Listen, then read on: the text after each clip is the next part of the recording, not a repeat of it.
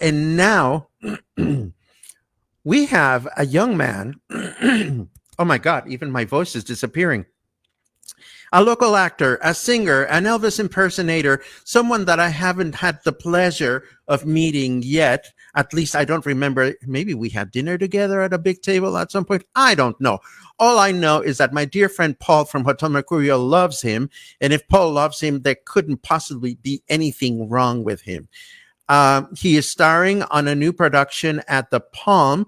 And without further ado, let me introduce you to Jordan Carnegie. Hello, Jordan. How are you? Hello, I'm great. How are you, Paco? I am doing good. It's great to see you. I'm sorry I threw you into into the second slot at the last minute, but here Oh, we that's are. okay. I'm I'm so Yeah, grateful that it you're was good. here. Yeah, no, it was good listening to. It was good listening. I'm not familiar with Oculto, so now I really want to go. So it was good to get all that information. That is, well, that's the whole purpose of what we're trying to do here. What we're trying to do at the Spotlight is just to spread the word about all the wonderful things that are going on in the city. A lot of us like to advertise in different ways, but my personal take, I get excited when I hear it from the horse's mouth, and I'm not calling you a horse. How did you find that? How did you find out about the Spotlight?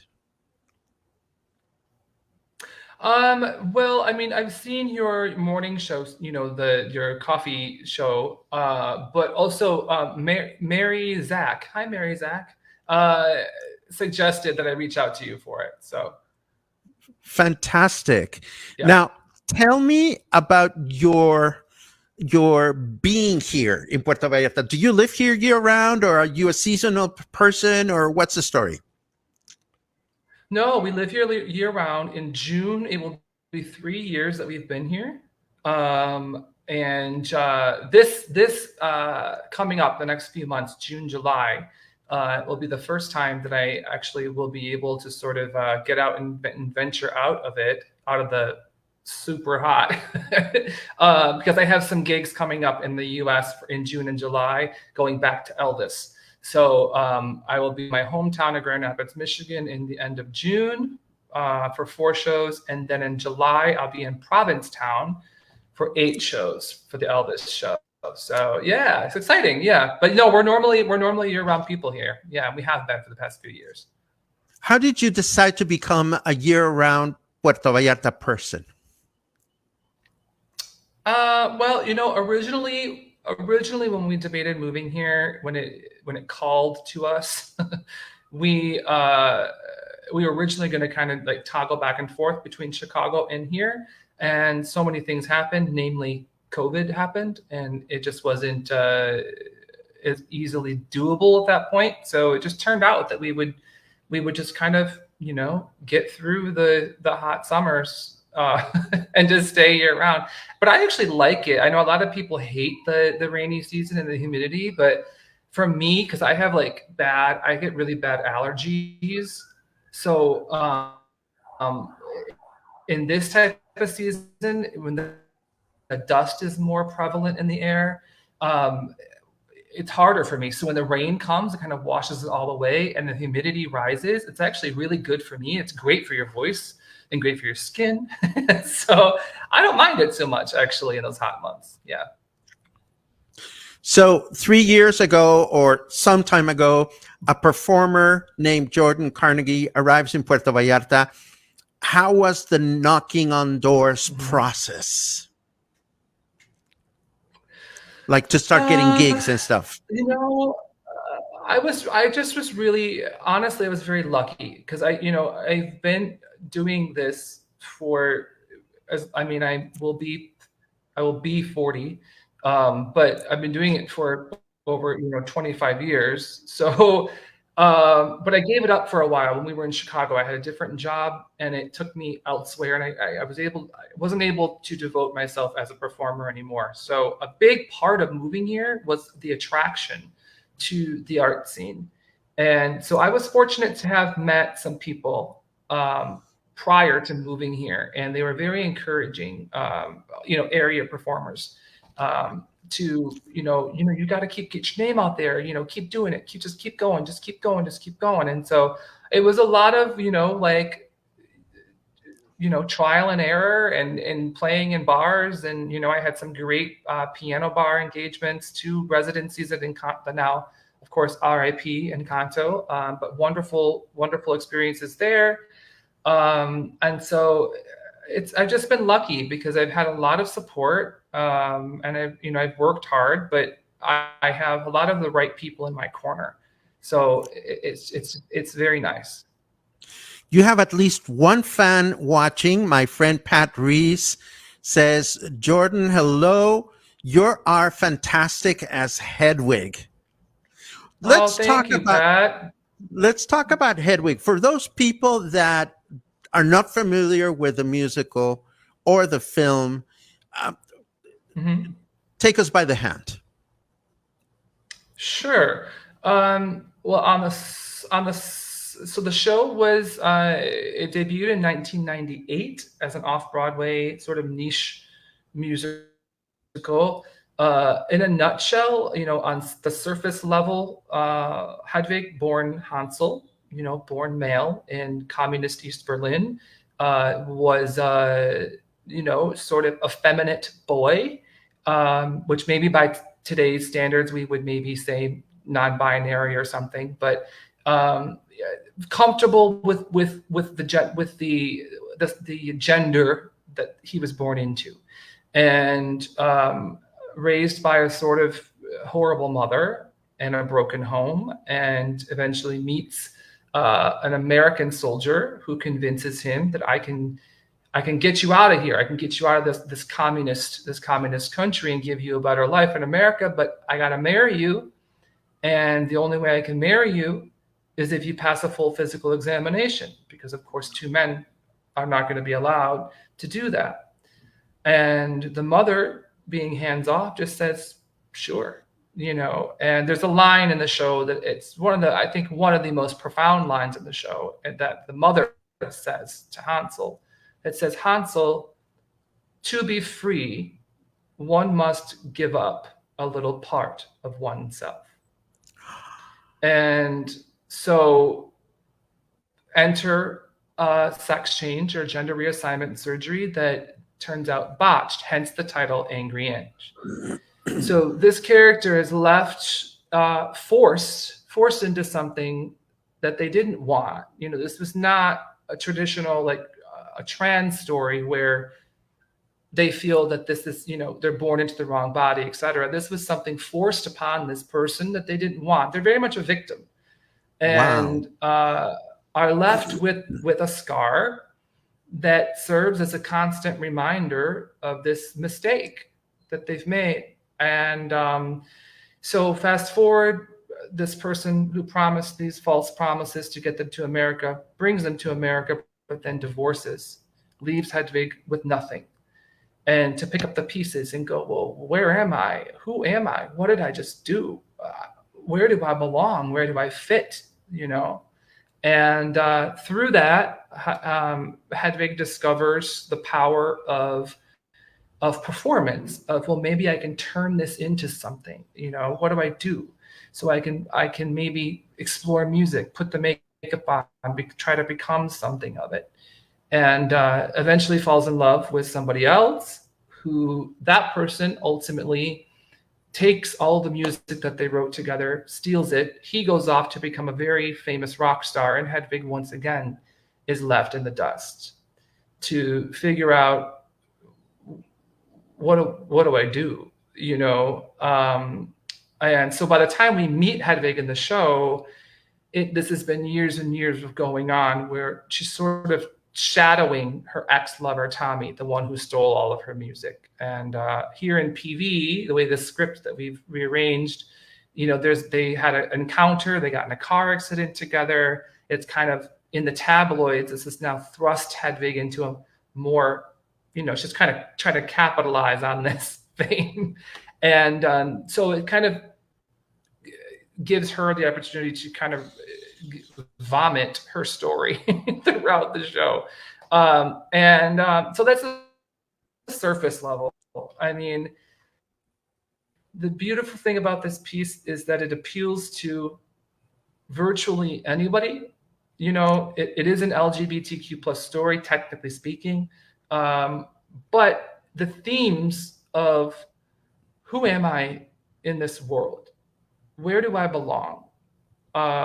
You know, I was told by society and by my mother and by this person that, well, I'm a boy, so then therefore I can't wear makeup and I can't be the person I need to be, so I must have to be this thing. But that's not really what I want to be, you know. And it's a confusing thing for this person, and so she spends all of her life looking for validation in other people, specifically people, to try to complete her, and in situations as well, only to be repeatedly beaten down, and ultimately learns her lesson that everybody, no matter who you are, no matter what you have been through, you know, we've all loved and lost. We've all sacrificed parts of ourselves for other people, whether that's friendship, lovers, family, whatever, only to be burned by them, and for them to have not given us what we've given them. So it's a story of human perseverance, self-discovery, self-love, and self-acceptance. And luckily in the show, we get to see all of that sort of play out. We get to see every emotion under the sun that this person goes through. But they ultimately come out okay in the end. And it's a beautiful it's very funny as well. Don't get me wrong. It sounds like it's all wrong, but it's hilariously funny, full of cheap, you know, trashy jokes and and this wonderful music as well. Let's not forget this amazing music in the show. You know, I am so grateful to have you here today, Jordan, because you know when one is on this side of the camera and one is doing hosting these kinds of things, one is always worried that the people that you're going to invite are not going to be eloquent. But I mean, you just told us the most captivating story about a show. How could anyone not want to go see it? That was bravo. Bravo. Now, Oh, thank you. wow, thank you. How did you discover the possibility of doing it here in Puerto Vallarta? Because I mean, you've told us about the show. Yeah, I I was lucky to do the show about 11 years ago. Before and had an award nomination for it. It was very successful, and I just always wanted to revisit it again. And it seemed like so odd to me that it had never been done in Mexico, period. And also, specifically here in Puerto Vallarta, was such a good fit. It's such a good fit. So it was a long, arduous process. I mean, from beginning to end, it was over 2 years. This recent, to get this production up, was closer to 7 months because it was a lot of, Wow. you know, back and forth with the rights company to make sure all the legalities were sorted out, and et cetera. So it was a lot of perseverance. But this show has, to me and to, I mean, thousands of other people throughout the world now, has been a life-changing piece of theater. It affects people on a very deep level, and it has me. It changed my life. I was that young, queer, you know, bullied kid that didn't really know where I belonged. And this show taught me. This show taught me that, you know, sometimes you just gotta look within, and you've got to find that inner peace and that inner love. Because if you don't do that, you're going to be no good to anybody else in your life. And ultimately, that's the lesson that Hedwig learns throughout the show. So it was very important to me that I brought it here. It was also very important to me that I had my supporting cast be local Mexican talent. I really wanted myself to be the only white person on the stage, and my co-star Joali Guerrero, who is absolutely remarkable. She's a tour de force around town with her band Lovers. Took on this challenge challenged to play my husband, and she's absolutely remarkable. The band is Wow. the band is just more than I could ask for. And I'm just happy that an opening night, you always hope that people are going to like your performances, but on a grander scale, I just want to make sure that the story is being told truthfully and that it's hitting those the messages that need to be told honestly within this show are told. And the amount of response I've gotten, people were laughing, people were crying, people were moved, and that's all you can ask for. That's all you can ask for with a piece like this. So I'm just very, very grateful for it. This is wonderful. And for those people that are watching from elsewhere, yes, that is a rooster. And I just want to make sure that people understand that living down here, we are surrounded by all kinds of creatures. And speaking of all kinds, I have some show and tell here because there you are, handsome you, and there Yes. you are as Hedwig. I mean, how long does it take for you to complete this transformation? Honestly, I wish I could give you some sort of dramatic answer, but it's only like 45 minutes. Really? Yeah, it's not that long. Yeah, I mean, makeup wise and stuff, it's about 45 minutes. I mean, there's a lot of mental stuff that goes into it as well to get into the right mind space, and putting on all the clothes and all those things. But as far as like the makeup and the wig and everything, that like 45 minutes. No, it's not too bad. Yeah. That is wonderful. Before I ask you specific dates and times and all that stuff, I see some fans of yours among the audience. There's somebody by the name of Richard Carnegie. Hedwig is after her. I don't know, but he asked your last name, so Well, that's he my was here. husband. Oh, fantastic! Hello, Richard. And then I see Pamela Shepard, whom I adored in the play that she was just in, says, I am the biggest Jordan fan as Elvis and as a Hi, friend. Pamela. Can't wait to see Hedwig. Is it Hedwig or Hedwig? Hedwig, but in the show Hedwig because she is German. So when she says her own name, it's Hedwig. But Hedwig is Excellent. totally acceptable. Then Um, Heather Hi, says, Pamela. I love you. Heather says, Puerto Vallarta, you're so lucky to be able to see Jordan in Hedwig. I enjoy being fortunate enough to see Jordan perform in so many different shows and aspects, and Hedwig will always remain my favorite. Then Craig That's so Erickson is sweet. saying, Hi, I Heather. will see the show tomorrow. Jean is asking any afternoon performances. When No, are you performing the unfortunately, show? there's not.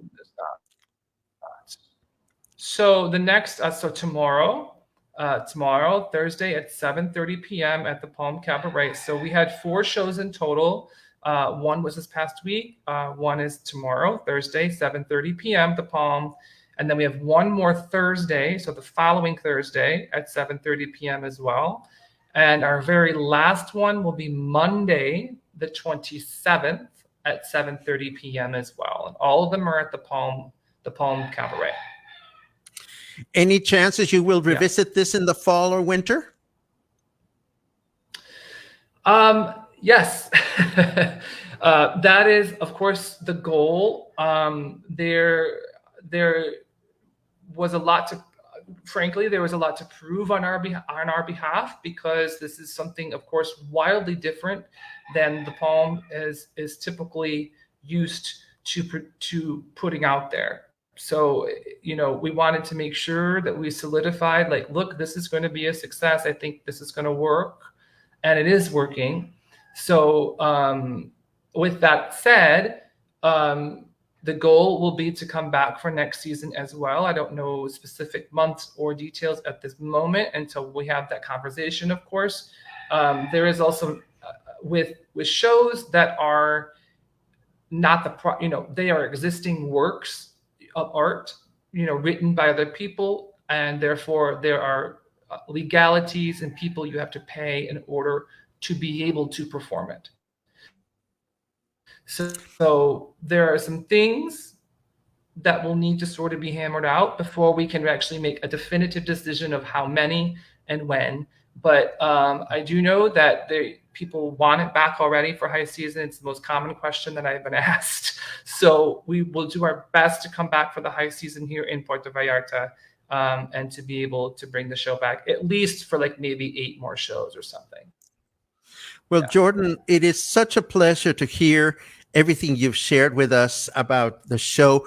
Are we missing anything here? Is there something that I haven't asked you that is really important for you to convey, not only to the audience that is gracing us this afternoon, but to the people that will watch this hopefully during the next week or so?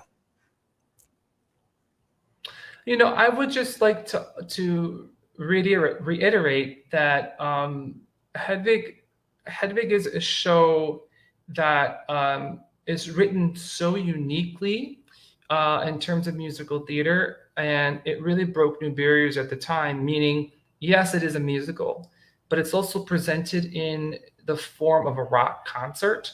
So when you go see this show, it's like you bought a ticket to see a rock concert with this Hedwig person that maybe you've never heard of.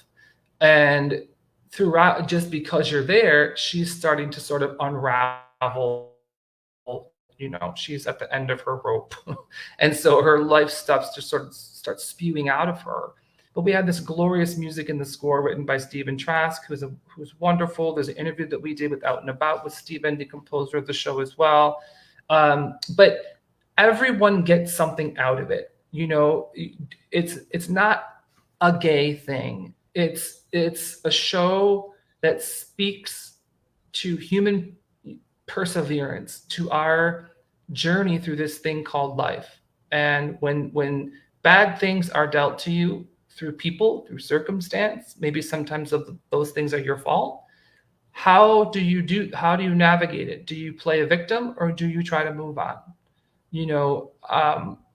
And how do we look inward in order to heal ourselves? And there are so many themes in this show that, people might not like musical theater.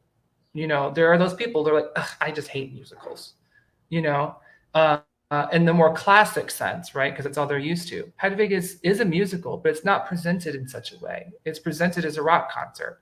So it kind of gives credence to the fact, like, why is this person singing all of a sudden? Well, because we're at a rock concert. It gives a justification for that. And then there's people who maybe don't think they like rock music, but then they love this music, or think they're going to get a more sort of musical theater sound when they come in. And it turns out, holy crap, I'm listening to this amazing rock music. I'm not listening to like Oklahoma or like, a more traditional musical. So with that said, I would just encourage anybody from like any walk of life, this is for anybody. This is for no matter your gender identity, your sexuality, how you present, your shape, size, gender, whatever.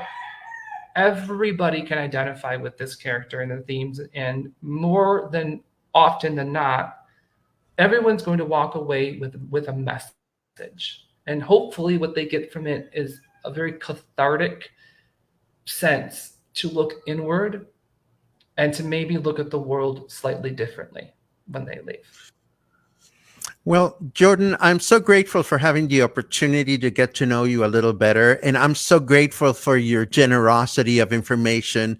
It confirms for me that there is a need in Puerto Vallarta for artists like you, and may I say like us, because I'm going to talk about my chingaderas in a second, to have a place where we can really connect directly with an audience about why people should take the time to go see these shows. Competition is increasing. The number of activities available at any given time in the city makes us really struggle as to how we're going to spend our entertainment money or where we're going to go. And I am sure that by having spent time with us here today, you will persuade more than a couple of people, if not more, to go see your show.